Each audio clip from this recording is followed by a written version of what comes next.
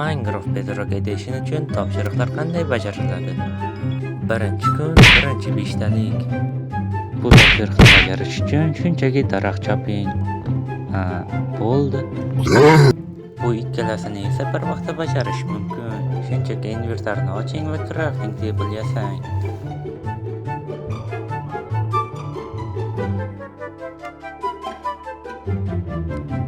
Endi esa shunchaki ochishdan pickaxe yasang.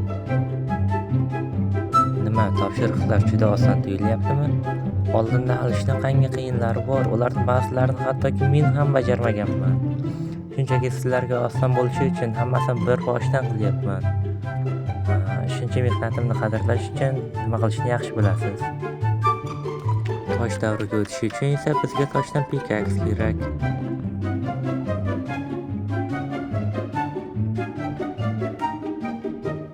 Bu birinchi qism edi va shuni unutmangki, barcha topshiriqlarni men bilan oson bajarasiz.